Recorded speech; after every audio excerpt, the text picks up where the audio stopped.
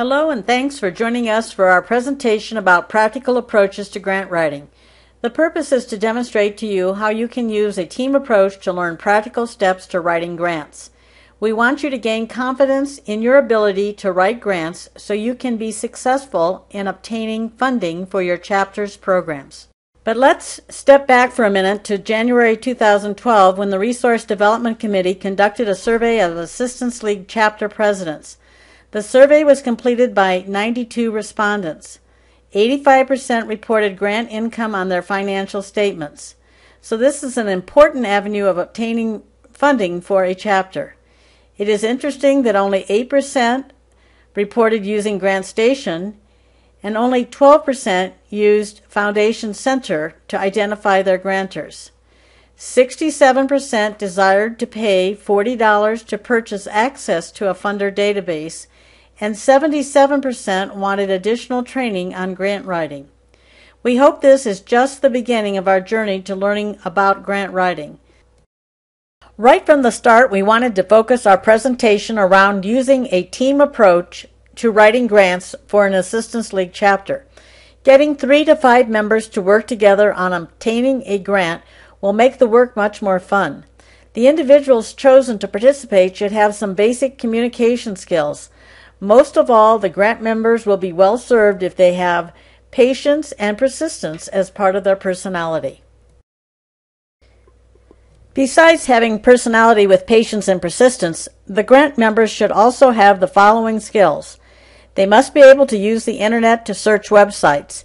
They should be proficient in using software applications such as Word and Excel, have the ability to write concisely, organize materials, follow directions, and work with the program chairs who are going to spend the money brought in by the grant. We will have more on team development later. Now let's get on with our presentation. And besides a team, we need to establish a process to work within. Just like when we are taking a trip and we make plans to get from one point to another, we need structure to be successful with our grant writing activities. We do not want to spend a whole lot of time on describing a process today because this will be a little different for each chapter. However, it is important that the board knows who is writing grants for the chapter. This will generally be done by establishing a grants committee with a chairman. If the chairman has some skill in writing grants, that will be useful. If not, they should be someone who can inspire others to come together to complete the needed work. It is very important that there is open communication with the program chairs that are running the programs that need funding. A grant writer can only write a good grant if they understand what is needed, have good information about the program, and where available, statistics that show what the program has done to date and what can be expected with new or additional funding. We are going to break the topic of grant lessons into 6 smaller modules. Right from the start, we want you to think about how the members of your grant committee might be better at doing one task over another. For instance, one member may like to search for grantors, another may like to do the actual writing, and yet another member might take on the role of keeping everybody on the same page as to which grantors are being approached and when the deadlines are due. We have chunked the material into 6 small modules: preparation, funding, writing, submission, decision, and yes, more team development, but let's start from the beginning with preparation. While there are many things that we can discuss when it comes to preparation, like establishing a place and time to meet, writing up an agenda, and having someone take minutes, we would like to focus your attention to the issues around preparation as it relates to the computer. 2 things are vitally important to the long-range success of your work. One is developing an online file management system, and the second is learning some advanced features in the software application. First, let's talk about the online file management system. You may have heard about Dropbox. Dropbox is an online file management system where electronic files are kept that will be needed in the application process. One of the first things your grant committee wants to do is establish a chapter Dropbox. Again, this is an online file management system out in the clouds where needed files will be stored. Files are available to all members who have access. Files are available on your computer without having to log in. Files are safe and secure and are being backed up by Dropbox.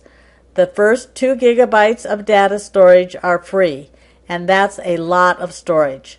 Setting up Dropbox is relatively easy. We will have additional information about Dropbox at the end of the presentation. Save yourself some time. Once you have Dropbox set up, go to your treasurer and obtain electronic files of the following documents: the IRS determination letter, the Form 990, the audited financials, and the current budget. Be sure that the files are stored in the smallest size possible. This means the files need to be saved in kilobytes instead of megabytes. If the file size is too large, it will not be able to be saved during the online application process.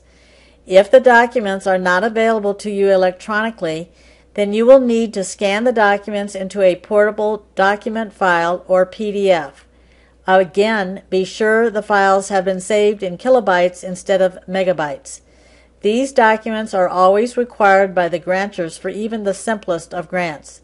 You are going to create a folder in Dropbox for each one of these documents and put the appropriate file into the folder. Be sure to label the file with the appropriate year, such as budget, fiscal year ending 2012. The next area in preparation is using software applications. Conquering Word and Excel will make your grant writing experience more fun and a lot easier to do. It is good to understand a couple of the advanced features of Word, that is, word count and tracking changes. You can go to the Help button on the Word program to learn how to use these features. The word count feature will help determine how many characters or words you have in a piece of writing. This is important when doing an online application, since the dialog boxes limit the number of characters and words that can be submitted. The Track Changes feature is helpful when 2 people are working on a document and making changes to the document.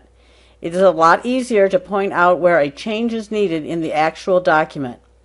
In Excel, the Sort Data feature is useful when reviewing evaluation data.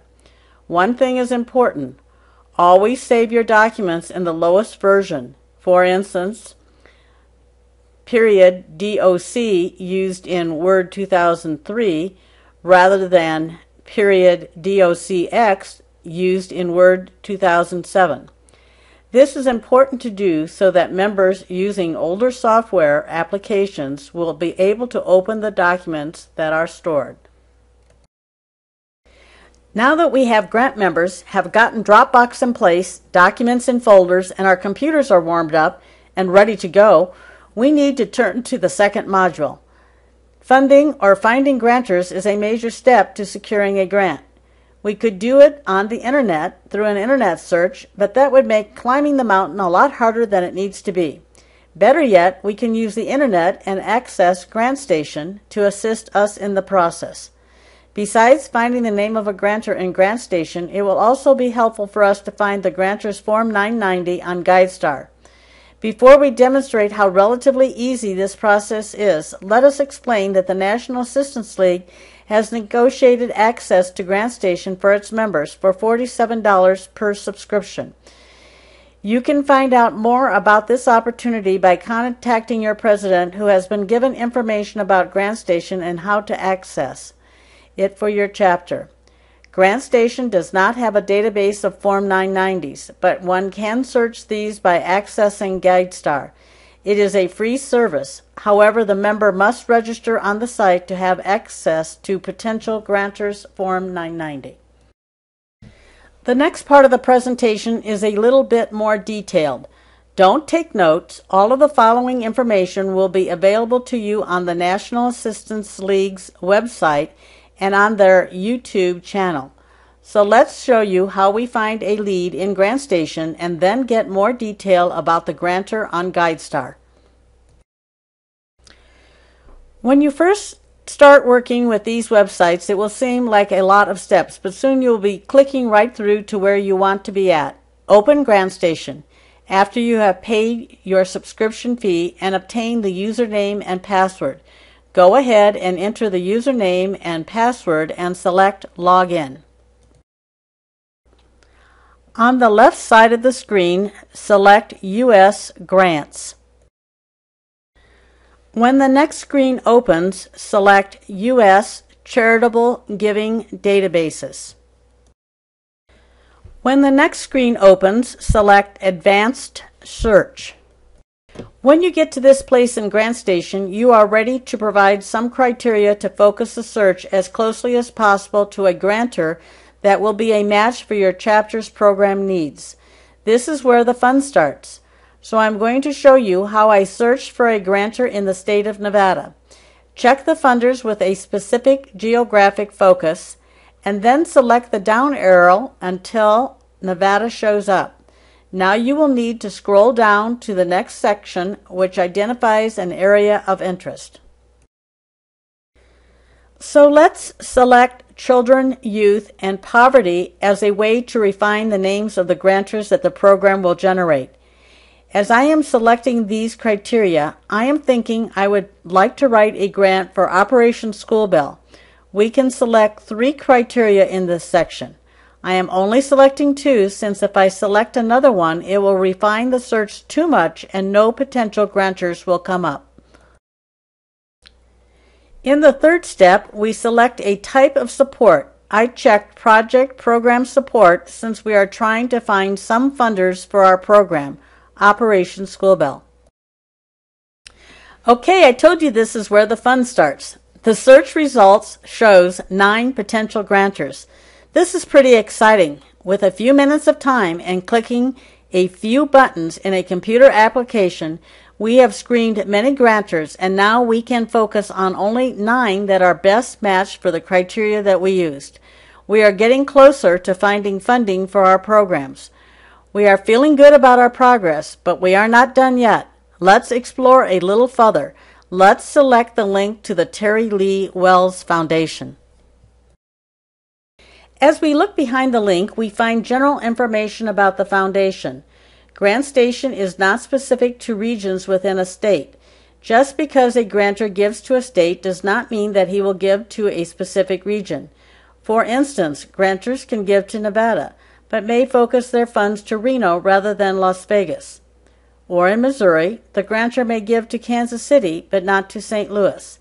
It is important to keep digging until the member can determine that the grantor gives to grantees in their specific region. And as we can see, the Terry Lee Wells Foundation gives to all counties in Nevada except Clark County. That would be that they do not give to Las Vegas and they do give to Reno. Now we are really getting excited. We continue down the page and see the more specific areas the foundation is interested in funding. The application procedures let the member know where they may look to find the specific application guidelines. Also, the member wants to highlight and copy the EIN or Employee Identification Number. This will be used in looking up the grantor in GuideStar. The EIN is copied and then pasted into GuideStar's search box. Using the EIN is the most direct way to access the Form 990 on GuideStar. If the EIN is not available, then the name of the grantor will need to be entered into GuideStar's search box. But before we can paste, we have to open up GuideStar so we can view Form 990s. There are many important pieces of information on the grantor's Form 990 that will help us understand how to approach them for funding. So let's get started. First, if you have not registered on GuideStar, you will need to register. So go into the GuideStar link and enter your email address and a password that you will use in the future to log in with. Once you have registered, you will be able to log in and then search for a grantor, which is free. If you have the EIN, paste or enter it into the search dialog box on GuideStar and start your search. So again, we paste or enter the EIN or the name of the potential grantor into the search box and select Start Your Search. Now we see the summary page for the Terry Lee Wells Foundation. Select the red link with the name of the foundation and a subfolder opens. Now select Forms 990 and Docs tab. Select the 2010 Form 990 and wait. Sometimes it can take more than a few minutes to upload the file to your computer, depending on the size of the file and the service that you have. The files are in PDF. Once you get the file uploaded, it is good practice to save it to a Dropbox folder so that you will have it for further research. Okay, now we have Form 990 and we are feeling good about getting through all the clicks. The information on the Form 990 helps us decide whether we want to complete an application. On the Form 990, we find the total amount that was distributed. We find the names of directors, important to determine if we know any of these individuals. In Part 15, we find information about where to mail the application. Sometimes there is information about whether applications are received year-long or whether there is a specific deadline that needs to be met, and a phone number of the designated individual to call for more information.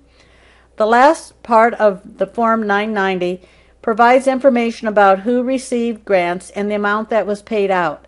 It is prudent to look at this information and to determine what is an appropriate amount to request.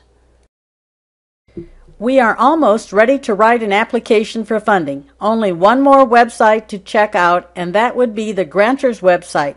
So we go to the Terry Lee Wells Foundation website.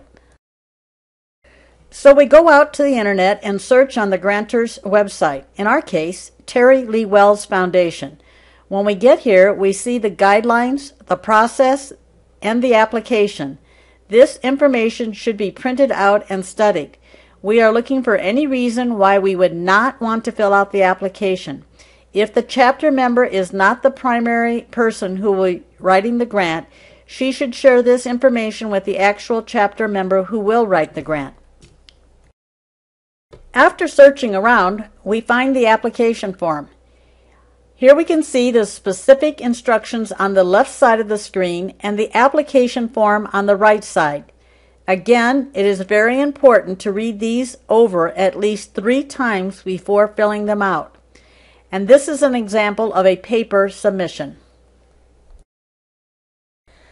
The first few times one does a search for funding sources, it seems like a lot of work. There is a lot more fun if you are working with someone to learn how to do the process, and then soon you both will be doing independent searches. This is really not that hard when you realize that you could be finding an application that could land anywhere from $1,000 to $50,000 for your organization and the programs that it is trying to fund. Now we are off to our next lesson or module called Writing. Remember, we pointed out that patience and persistence would pay off, and it has. You now have an application in front of you. You have read the instructions and the application at least 3 times. When you are working as a team, you may find that the person that found the grant is not the chapter member that will now fill out the application.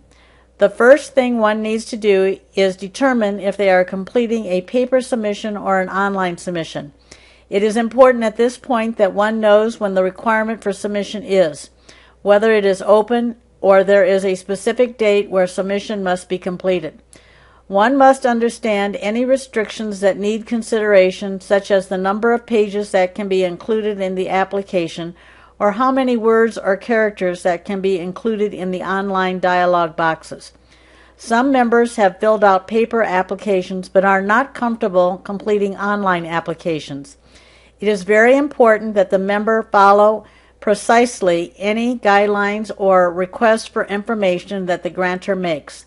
It is not the time to use your creative writing skills. Write concisely, check grammar and spelling, and always, always, always have someone else read the application prior to submission. There are 3 pieces of information generally that will need to be put together by the grant writer. Remember, you can do this as a team, especially if you are new to Assistance League.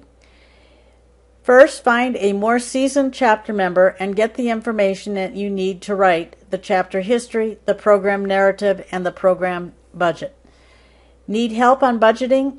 We suggest you spend some time with the treasurer. Oftentimes, I use the chapter's budget and highlight the area in the budget that demonstrates the revenue and expenses for a program.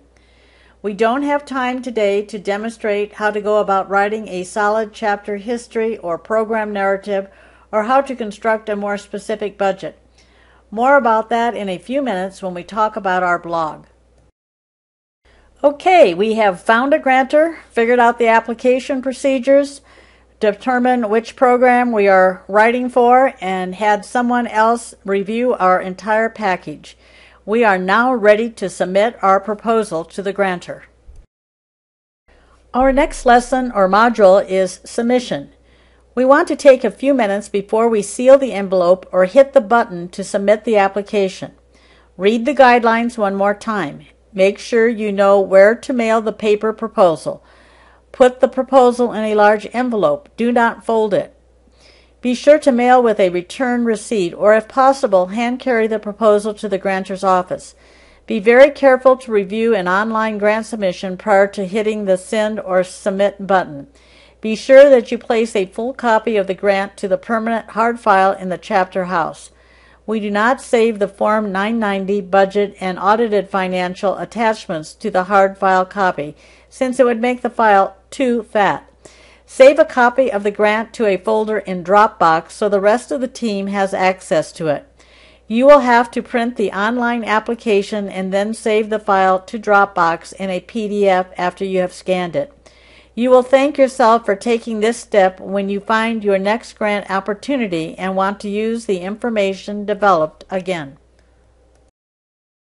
In the decision module or lesson, we focus on what to do when the decision comes. Waiting to get the decision on your grant proposal can seem like an eternity.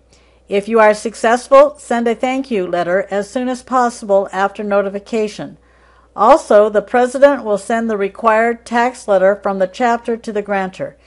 Be sure to send any other paperwork required by the grantor. If you are unsuccessful, try to determine what you could do to improve your chances the next time you apply to this grantor. It is important to communicate the decision to the president, treasurer, and the vice president of resource development. Now that you have one grant application under the belt, it is time to write some more, and that takes us back to team development. We all want to sing the grantor's success song, and to do that we have to have a strong committee or team. Team development needs a strong chairman who is passionate about raising money through grants for the chapter. The individual needs to know how to set an agenda, run a meeting, and see that minutes are taken. The chairman should be able to work with a variety of personalities. Using a subcommittee for the sole purpose of identifying grantors is very useful in bringing opportunities to the committee for potential new grantors. Talking about new grantors, we also want to talk about new members. As each class of new orientees comes in, be sure to determine if there are any individuals who would be right for the grants committee. Look at their skills and determine who can help and how they can help the committee process. It is very important for the chairman to conduct an annual evaluation and determine the committee's strengths and weaknesses. Hooray! We are to the summary, but we hope that you don't leave early because we have a surprise for you. Each of the grant lessons that we have discussed, preparation, funding, writing, submission, decision, and team development, all could use more time. Today we focused mostly on the funding or finding a grantor and dipped into the writing lesson for a few minutes. Each chapter has 2 opportunities to improve their grant writing abilities after they leave the conference. We are coming to the close of our presentation, and in a few minutes we will be able to take a few questions. But don't go away, because we want to remind you that you can purchase GrantStation for $47 if you have not already done so to find grantors. Now we have one more opportunity for you. We are hosting a blog called Grant Lessons. Before we go, we want to tell you about our blog. Grant Lessons has more detail on the 6 modules that we have been discussing. There are checklists that you can use to determine the health of your grant process within your chapter. There are examples, resources, and videos. So come and join us as we work together to find funders through the grant process to help others through our programs in communities across the United States. Join the blog where you can see what we are up to in our grant writing process. See the handout for the address of the blog, which is simply www.grantlessons.wordpress.com. This video and the handout will be on the National Assistance League's website and YouTube channel after the conference. We want to take this opportunity to thank 2 committees, the National Resource Development Committee, chaired by Anita Friesen, and the Assistance League of Reno-Sparks Grants Committee, chaired by Peggy Miller. Without these committees and the work of its members, what you have seen today would not have been possible. So as we say goodbye, be sure to join us on our blog where we will continue this discussion. Come join in on the fun. We hope to see you soon on the blog.